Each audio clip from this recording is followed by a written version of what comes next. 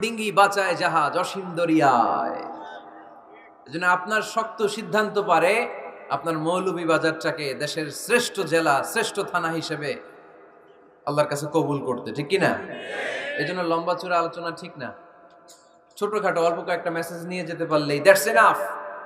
One of the minor sign before the day of judgment, your Islamic lectures will be very longer. And your salah 5 times a day will be shorter. কিয়ামতের আগে বক্তব্য লম্বা, নামাজ খাটো, তাসবিহ পড়ে না, ব্যস্ত, মহাব্যস্ত। এই মহাব্যস্ততা ছাড়েন, কোরআন সুন্নাহর দিকে ফিরে আসেন। বরকত দিবে কে?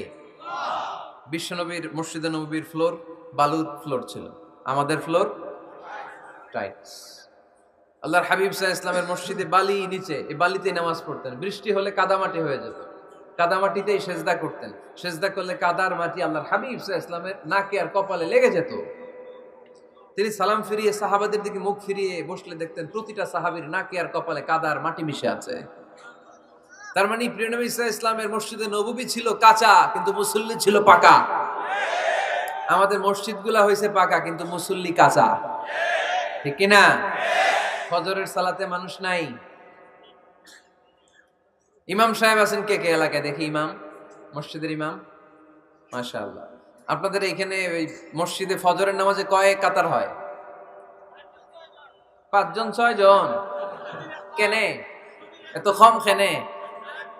হ্যাঁ, আসে না, আসতে চায় না লোকজন। তো এই যে 5-6 জন ফজরের সালাতে, কল্পনা করতে পারেন ফজরের সালাতে এত কম লোক।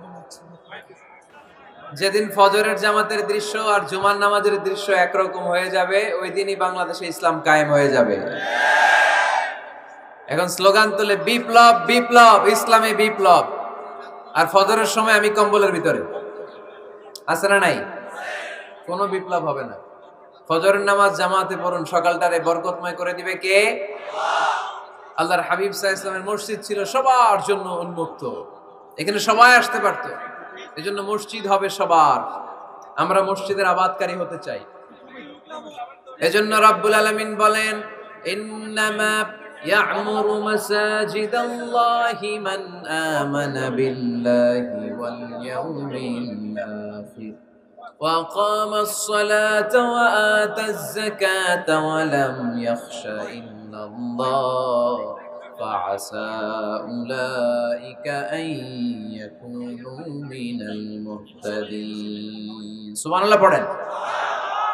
রব্বুল আলামিন বললেন মসজিদের আবাদকারী হবে তারা যারা আল্লাহর প্রতি ঈমান আনে, আখিরাতের প্রতি ঈমান আনে, যারা সালাত কায়েম করে, যারা যাকাত আদায় করে, যারা দুনিয়ার কাউকে ভয় পায় না, ভয় পায় একজনকে। চিল্লায় বলেন তিনি কে? যাদের হৃদয়ে আছে আল্লাহর ভয়, তারা কবু পথ ভুলে যায় না। আল্লাহর প্রেম ছাড়া এই দুনিয়া কারো কাছে কোনো কিছু চায় না, ঠিক কি না? তাহলে যারা মসজিদের আবাদকারী, এরা ভয় পায় একজনকে। চিল্লায় বলেন তিনি কে?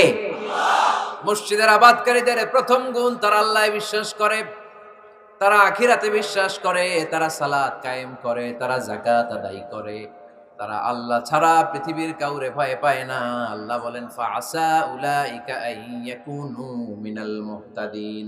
আশা করা যায় তারাই হলো হেদায়েতের রাস্তার উপরে আছে, ঠিক কি না? তারাই মসজিদের আবাদকারী, যারা মসজিদে যায়, সালাত আদায় করে। এখন মসজিদের আবাদকারী আপনি হতে চান, আপনি মসজিদে যান না, আপনি আবাদকারী হতে পারবেন?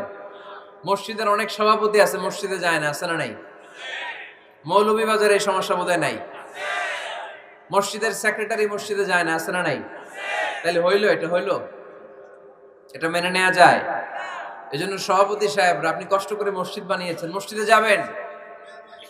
এই কথা বলেন কেন? এত দিকে বিশৃঙ্খলা হইলে কেমন হবে? বসেন আর অল্প কয়েক মিনিট। সভাপতি সাহেব আপনি মসজিদে যাবেন, সেক্রেটারি সাহেব আপনি মসজিদে যাবেন, তাহলে আপনি সঠিক মসজিদের আবাদকারী হবেন, ঠিক কিনা?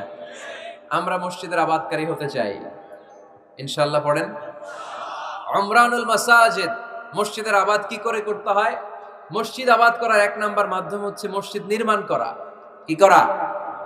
নির্মাণ করা। খেয়াল করবেন, আল্লাহর হাবিব সাল্লাল্লাহু আলাইহি ওয়াসাল্লাম বলেছেন, মান বানা মসজিদান মিন মালিহি ফিদ দুনিয়া বানাল্লাহু লাহু বাইতান ফিল জান্নাহ। যে ব্যক্তি নিজের পকেটের টাকা খরচ